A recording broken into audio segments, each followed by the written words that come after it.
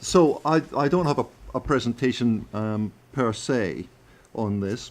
And what I'm going to talk about is a little bit the mechanics of the choice issue as it confronts the UK vis-a-vis what we used to call third countries. But let me start by saying that, as far as I understand it and can see, we face three different sets of negotiations. The first one is with the GSP countries, the Generalized System of Preferences countries, with whom the EU has an agreement with 92 countries.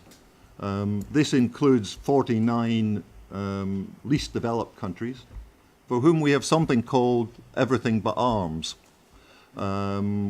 which means that they get duty-free, quota-free entry for anything except arms, guns and whatever.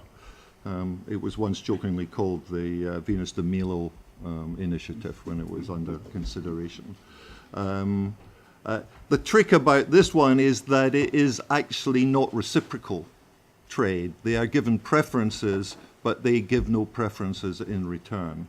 And as well as the 49 countries covered by the EVA, the remaining countries have different levels of preferences across a selection of goods. These are not complete agreements. And these are seen as, and these are embedded in the WTO agreements. And while they're not a compulsory requirement on us to have a GSP as such, it seems to me that we have such an agreement now. We have encouraged the EU over the years to make that agreement as liberal as possible. And that's mainly meant playing about with issues like rules of origin, which is another issue for, to some extent, this story, this panel this morning.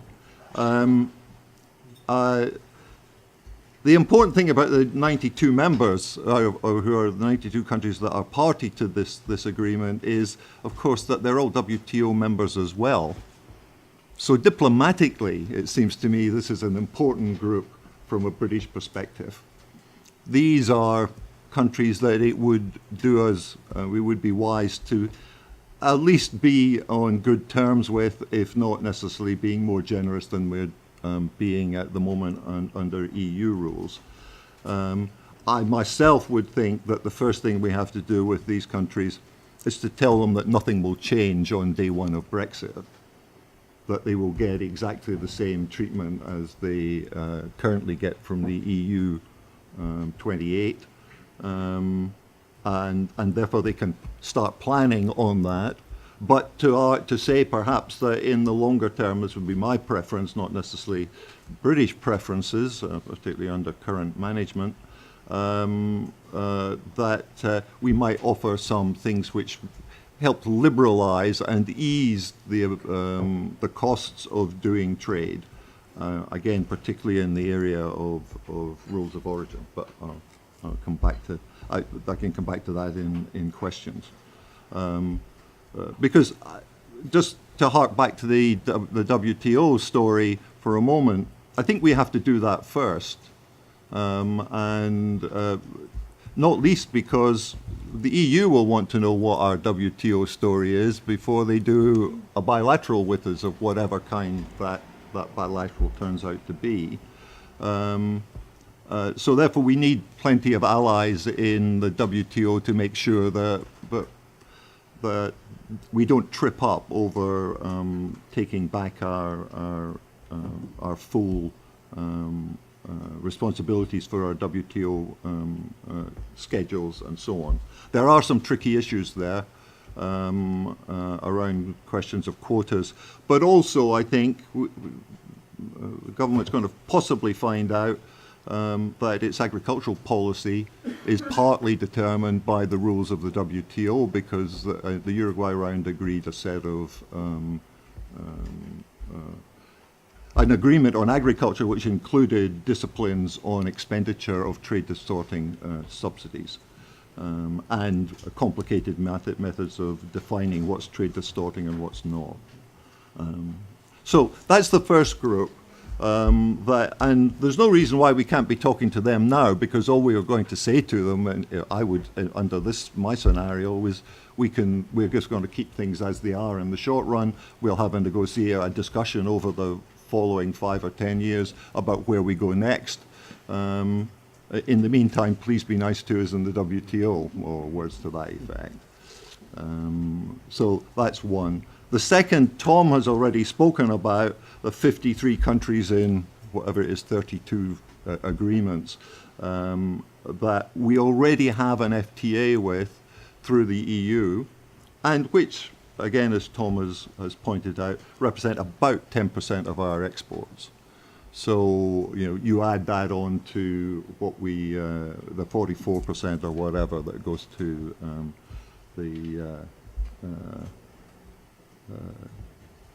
the EU, and again, you're picking more than 50% of our exports, and more than 50% of nearer 60% of our imports.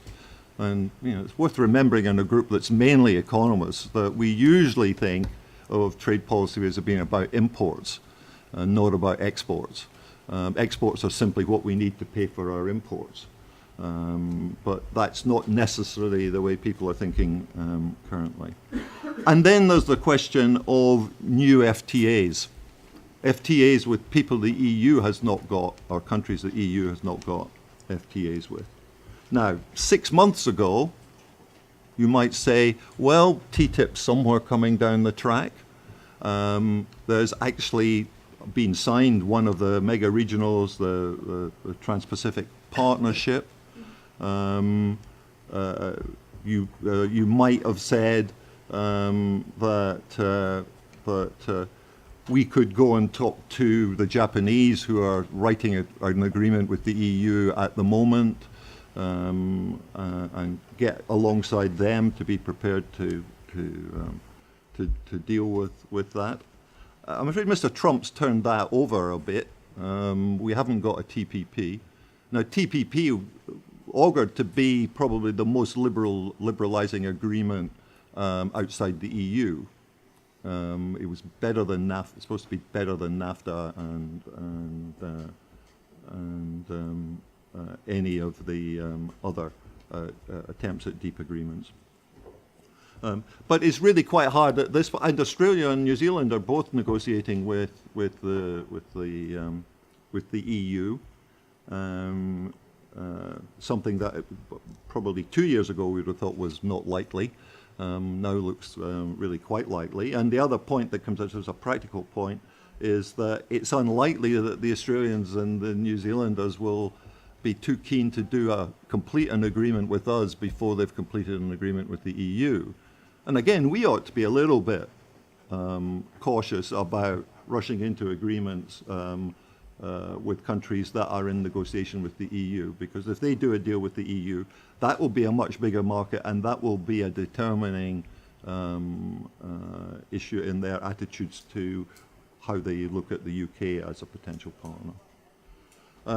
Now, the other end of the telescope, so to speak, on this is a question about what our strategic interests are. It seems to me, basically, there are four issues, well, maybe really just two issues coming together. First point is just to always remember, I mean, we've said it several times, but I don't think you can say it often enough. 80% of our GDP is services. Not quite half of our goods and services are services export, services trade. Our goods and services trade are represented by services. The other bits of our trade is more or less complex manufacturing. One thing we know about services is that they're governed by regulation. They're not governed by trade tools at the frontier. So regulation puts its head above the parapet there very quickly.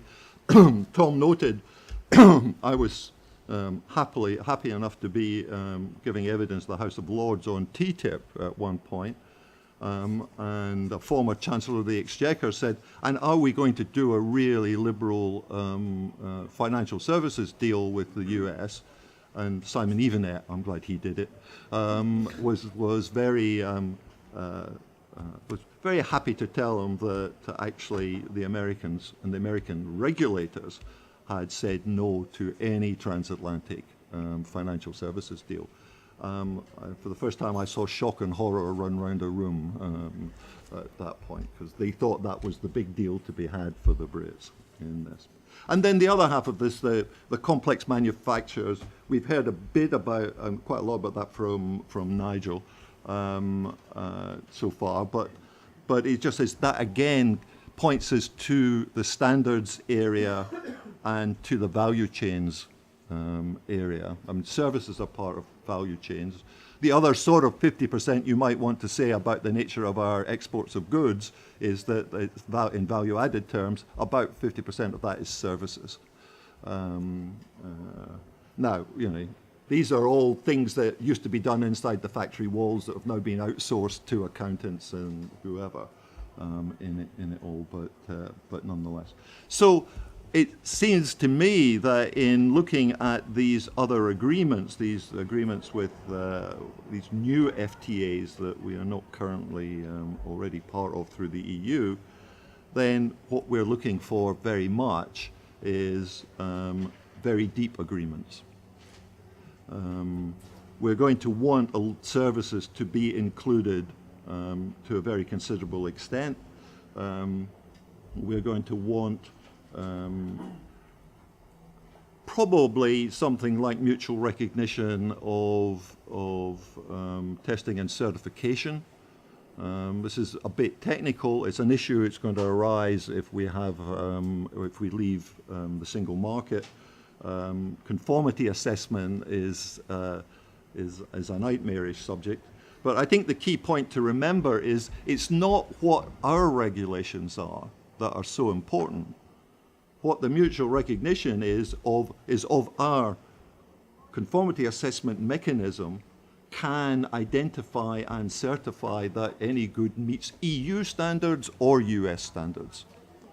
It's not that it's a harmonization of standards. That might be a right way of going ahead, but even if we had that harmonization outside what we have now of the chapeau of EU law, I mean, our standards at the moment are determined by the direct effect of EU law. That's why we have no conformity assessment at the frontiers on intra-EU trade.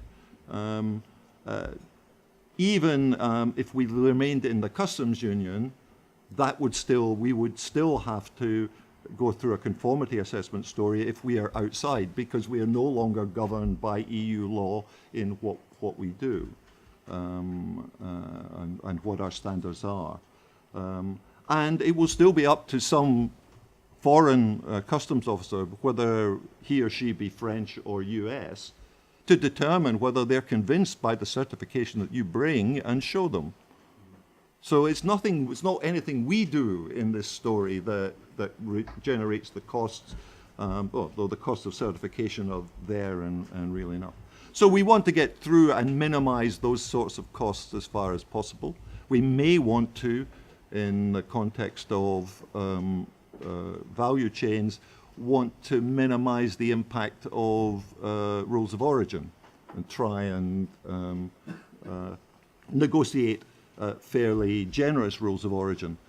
I can't see generous rules of origin being high up the Trump agenda. In this, of course, you know. I mean, there's a question about whether his advisors know what rules of origin are, but we wouldn't expect him to anyway. But or any president for that matter, can't be a good use of a president's time to know about those. So those sorts of priorities are there. The second thing to say about our priorities is, well, of course, the biggest gains are going to be where the biggest barriers are.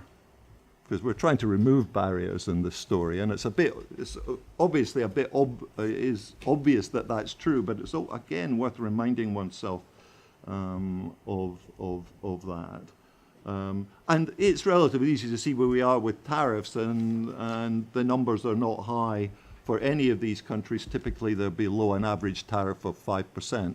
There may be important tariff peaks, which, it's one of the jobs of DIT to identify in these negotiations, but that's fairly straightforward stuff. I mean, I think the regulatory barriers and how we reduce the costs of meeting them or even reducing them are important. This is important for services.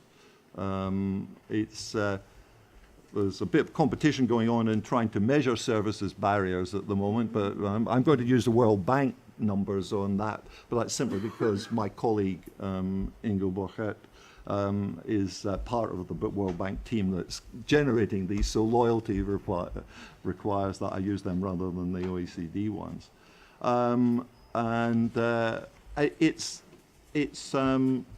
It's really noticeable that pretty well for all of the countries we're looking at, apart from perhaps New Zealand, the so-called services trade restrictive indices, which measure the amount of trade excluded by the regulation, are somewhere between 20%, somewhere around 20% in most of the developed countries. The EU towards external is about 0.25 or something, so 25% of trade excluded. There's a trick in this that one has to just remember, however, when looking at these sorts of regulatory issues, which is that regulations have a purpose. They're not just there to be barriers to trade. I mean, prefer to think of them as obstacles to trade, i.e. something that comes out of the natural functioning of a society and the state. So there's some minimum level below which they won't be able to be reduced. And what we're looking for is a least trade distorting number there. I think that's another set of issues that we need to be picking over very at the moment. I mean, if the backroom people in DIT are not worrying about these sorts of issues at the moment, we're not going to pick up and run with this ball, which we can't do an extraordinary amount about ahead of in the next 2 years. We have to begin most of this after the next 2 years, after we've finished the negotiations with the EU on exit. It seems to me.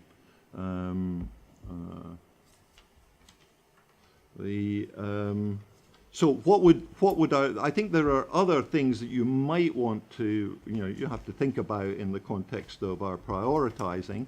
Clearly the size of the country, the size of the economy, the size of the market is an important issue for all of us. The barriers I've talked about, deep, again, I've talked about in that context. But there are other things too. Ease of dealing with your partner's underlying structures. So legal systems, language. I mean, it's easier clearly to deal with people who are, to 99% speaking the same language. So that really points quite strongly towards the Anglosphere as the sort of place one ought to be beginning. Because, as I say, legal system is familiar-ish. It's not the same. There will be traps out there. But it's not probably quite as difficult to understand as, let's say, the Korean legal system in this context. There's someone we are going to have probably negotiate with, because I can't believe the Koreans will allow us to just continue grandfathering through the existing EU agreement, just like our EU right in UK sort of approach working. Okay, I'm just about there, I think. In this. I think the other question, which no one's talked about at the moment, is just the pay and rations bit of this whole story. I mean, even a simple negotiation with 92 countries, one in which you basically tell them what you're going to give them, and maybe wrap it up a bit better than that, is going to be very people intensive. And there's not the sign yet that Department of International Trade is tooling up in terms of just numbers of people on the ground. So I think it's going to be difficult. I think we would do well to start with smaller countries, more like us. So the Australians, the New Zealanders, who are both very effective and very canny trade negotiators. So it won't be a pushover by any stretch of the imagination. But if we make mistakes, they won't be big ones. I mean, that's the other point one might want to say in this. You know, making a mistake with Mr. Trump could be quite difficult. So I think I would push the US down the track a bit, though I can see the political attractions of doing it quickly. But let me stop there. Thank you.